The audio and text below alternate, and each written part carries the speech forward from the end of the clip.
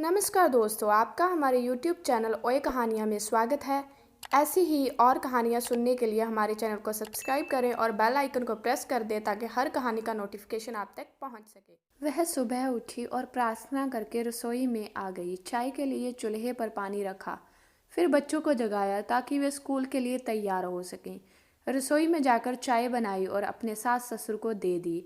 फिर उसने अपने बच्चों के लिए नाश्ता बनाना शुरू किया। बच्चे जब तैयार हुए तो उन्होंने नाश्ता किया और उसने बच्चों का लंच बनाया। इसी बीच बच्चों की वैन आ गई। बच्चों को स्कूल भेजकर टेबल से बर्तन समेटे। इसी बीच पति ऑफिस के लिए तैयार होने गए तो उनकी ज़रूरी चीज़ें निकाल कर दे दी। जल्दी से किचन में आई और पति के लिए नाश्ता बनाने लगी। एक पराठा और अंडा भी बना ही था कि नन्ही ननद रसोई में आई। यह कहकर नाश्ता ले गई कि मुझे कॉलेज जाने में देर हो रही है।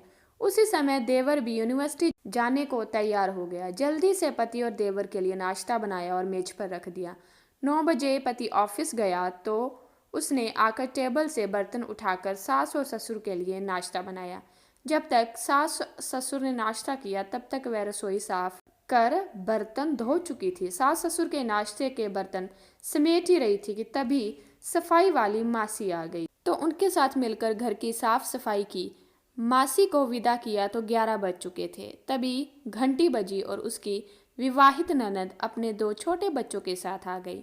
मेहमानों के लिए जल्दी जल्दी चाय और उसके साथ कुछ नाश्ता बनाया।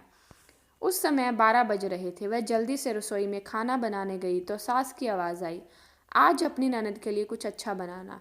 उसने ननद के लिए स्वादिष्ट खाना बनाया और जल्दी जल्दी रोटी बनाने लगी क्योंकि 1 बजे थे और उसके बच्चे आने वाले थे। बच्चे जब स्कूल से आए तो उन्होंने मुंह हाथ धोए, कपड़े बदले और उसने उन्हें खाना खिलाया। तभी कॉलेज से छोटी ननद भी आ गई और देवर भी वापस आ गया। उसने सबके लिए जल्दी जल्दी रोटी बनाई और सबको परोस कर खिलाया। जब सब खाकर उठे तो 3 बज चुके थे और उसे अचानक भूख लगी। उसने मेज पर हॉट पॉट में देखा और एक भी रोटी नहीं बची। वह सब बर्तन समेटकर रसोई में जा ही रही थी कि उतने में उसका पति घर में दाखिल हुआ। उसे देखकर पति ने कहा, मुझे बहुत भूख लगी है, जल्दी से खाना निकालो। वह झट से रसोई में गई और अपने पति के लिए रोटियां और कुछ सब्जी बनाने लगी।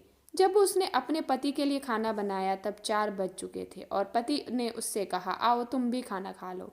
उसने आश्चर्य से पति की ओर देखा क्योंकि उसने सुबह से कुछ नहीं खाया था। वह पति के साथ खाना खाने बैठ गई। जब उसने अपने मुंह में रोटी का टुकड़ा रखा तो उसकी आंख से एक आंसू निकला। उसके पति ने पूछा, तुम रो रही हो क्यों? उसने सोचा, मैं इनसे क्या कहूँ, ये क्या जानते हैं कि ससुराल में इतनी मेहनत के बाद मुझे यह रोटी मिलती है जिसे लोग मुफ्त की रोटी कहते हैं।